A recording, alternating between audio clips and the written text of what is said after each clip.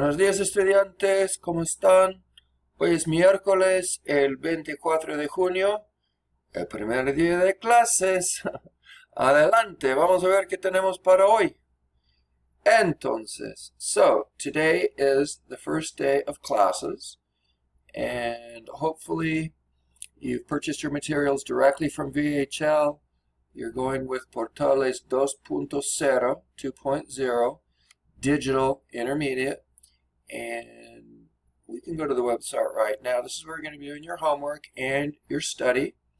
So let's see, summer 2, got 2 sections. Make sure you enroll in the right section, either 820 or 824. And let's see, so first off the bat, you always have a calendar. You can check this so you get a bird's eye view of what's coming down the pike.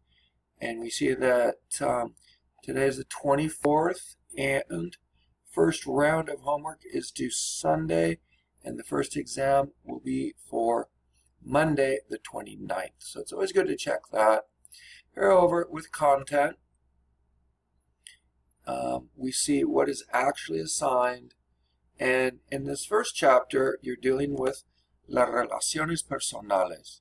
So the first part, contextos, always has to do with vocabulary. Vocabulary has to do with family, intimate relationships, etc. And here you're given these little tutorials, pretty straightforward. You simply listen and repeat the word. So you're trying to make connections between ansioso, nervous, and the meaning. So the idea here is they're kind of showing you these far out images so it sticks in your head. Emocionado, whoa! So trying to make a entry in your mental lexicon that's going to stick. So that's the idea behind this contexto. Okay, also in each chapter you've got 3 major grammar points. In Lección 1, you've got the present tense, ser versus estar, and progressive forms. You've seen these before. This is yet another iteration of your Spanish learning. What I would do for these, I would always start with the grammar tutorial. It's a little tutorial, about 6-7 minutes, and it's mostly English, as you'll see, and it's pretty good for what it is. You've got a virtual profesora. She comes out, explain what's going on as far as the present tense is concerned. She tries to keep things light with a little bit of levity. That's better. But she builds on what you already know, and she gives a very detailed, very pedestrian, in other words, very slow, basic treatment of present tense. And you actually have a chance to interact at some point. So that's always good.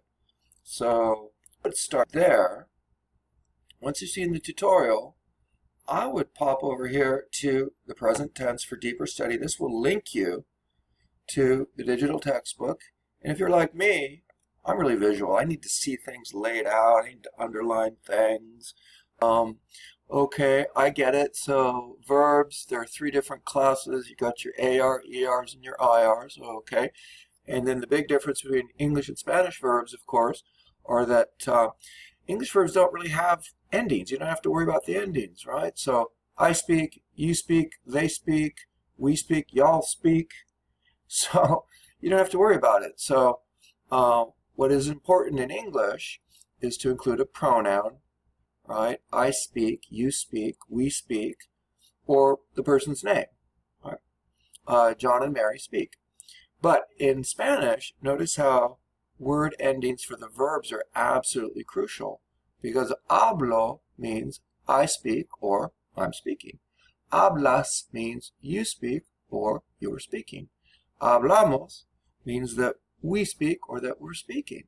So super important, this idea of verb conjugation, supplying the verb endings for the appropriate subject. So once you study that, if you feel you're ready to go, then you would simply tackle the activities, right? And again, I try to only include the best ones, the most helpful ones. So you'll see a lot of little blots here without any date. It's because if we assign them all, we'd never get through, right? We only have 4 weeks or so. So this course is very intensive, moves very quickly, But at the same time, before you know it, you turn around, it's like, whoa, it's over. So that's just the nature of the summer session. So anyway, so you can go forward, but if you're still having a few doubts about the particular grammar point in question, what you could do is pop on over here to studyspanish.com. So under student resources, we have studyspanish.com, and this is simply a free tutorial. You might be familiar with it already. They may want you to upgrade. You don't have to. For the purposes of this course, everything is free, and they have various components. As you see, we're mostly concerned with the grammar. So grammar, show all to get everything up, and this is the same thing that we have in our digital textbook, but maybe presented in a slightly different way, right? It's very basic, but sometimes students need basic. So here you're talking about regular verbs 1, and again, it dovetails with and parallels what you have in your digital textbook. But again, very basic, all in English, excellent examples in Spanish. And I like this site because it gives you a chance to test yourself, and they'll actually grade you and give you feedback to know, so you can see how you're doing. All right, so that's pretty cool. And then also, they give you the possibility of continuing to practice. Whoa, got thrown off. Orally, they've got a little oral exercise, which is pretty fun. And you just hit the button. Respond with a correct present tense conjugation. Okay. What do you mean? Yo, hablar. Okay. Yo hablo.